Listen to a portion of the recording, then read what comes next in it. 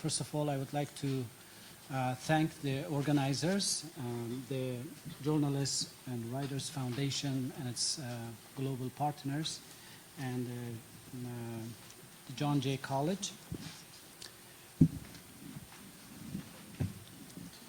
The John Jay College of Criminal Justice for convening us today. It's a very important subject, and it really deserves to be discussed in detail in a very timely time that we are discussing, or the General Assembly is, the world leaders are here to discuss global issues. Distinguished guests, panelists, and honorable members of JWF, and esteemed faculty of students of John Jay College, and respected delegates and participants who are joining us online. Today I stand before you to address a pressing global concern that has come to the forefront of our collective consciousness in recent times. Drawing from recent words of the Secretary General of the United Nations, around the globe, old tensions fester while new risks emerge. Our discussion today, focusing on the widening gap between the erosion of democracy and the rise of autocracy, is situated within this very global canvas of mounting crisis. Across Africa, a continent with rich history and vibrant culture, we have observed unsettling political upheavals. The series of coups in nations like Niger, Mali, Chad, Burkina Faso, and Gabon signify a deeper regional struggle for democracy. As the Secretary General pointed out, the Sahel faces its share of disturbances with a series of coups, further destabilizing the region as terrorism gains ground. I would like to focus on my country, Afghanistan. I am sure you are well aware that nearly 20 years after being ousted from the power, the Taliban took over control of Afghanistan in August 2021. It has now been a little of 2 years, and there isn't the slightest ray of hope for a positive future for the 28 million people that are in dire need of humanitarian assistance. Among them are millions of Afghan refugees, disabled people, youth, and most importantly, women and girls. Speaking at this panel is very fitting for me, as the events that unfolded in Afghanistan serve as a stark reminder of the complex interplay between democracy and autocracy. I, along with the international community, have had to witness the slow yet appalling erosion of democracy in my beloved country. Under the Taliban rule, autocracy has been on a rapid rise, with them continuing to consolidate their power and authority through acts that intimidate, repress, restrict, and isolate the people of Afghanistan. They have returned to the draconian policies of 1990s by ethnic cleansing, forced evictions, among a lot more. The fall of Afghanistan to the Taliban raises pertinent questions about the fragility of democracies in the face of determined autocratic forces. Furthermore, it also highlights the vulnerability of democracies when confronted with extremism, corruption, and internal divisions. Our primary anguish lies with their treatment of women. Nearly 2 decades after women regained their rights, women and girls in Afghanistan have been again banned from receiving a quality education, from entering amusement parks, gyms, and sports clubs.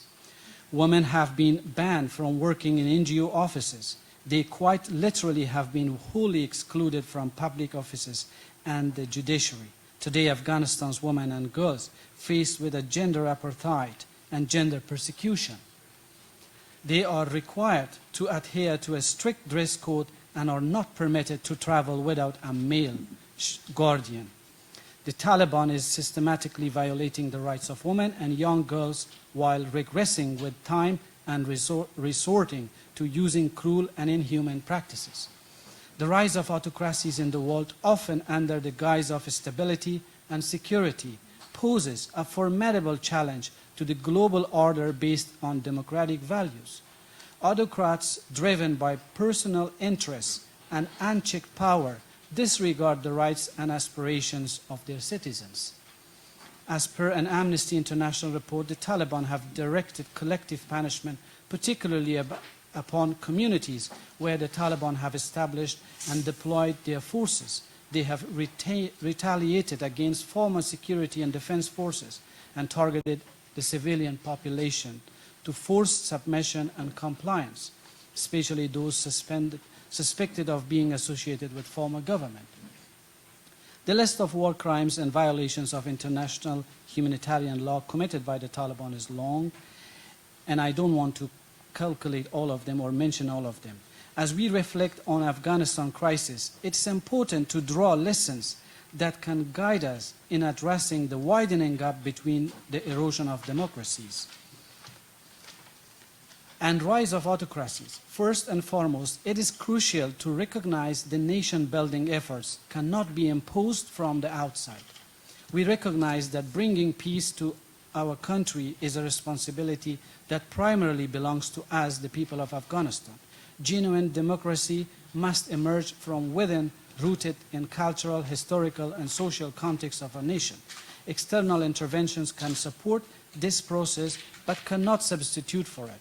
Over the past 2 years, Afghans from all walks of life and age groups inside and outside Afghanistan are tirelessly working and raising their voices in defending their rights, hard-earned achievements of past 2 decades, and national values. In the past year, civil society women and youth groups and political parties have mobilized and begun organized political activity, while various groups present diverse views for a solution.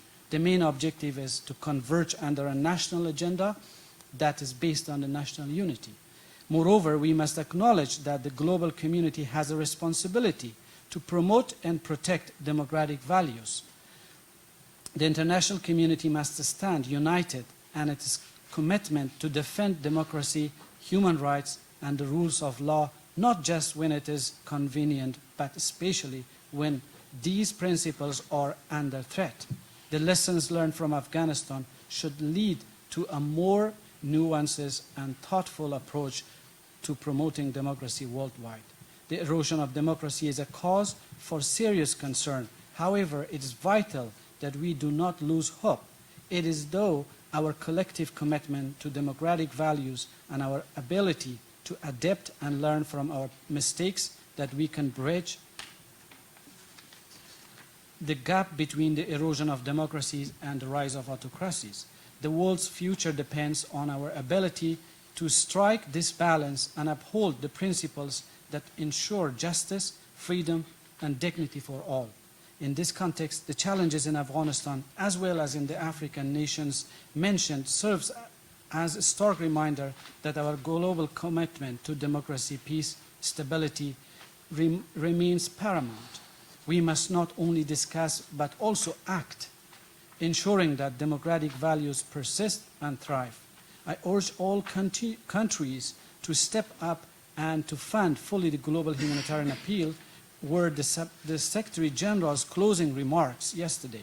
Let that resonate with us as we transition from dialogue to tangible action, ensuring that the spirit of democracy and the hope for a just world prevails across all nations. Thank you.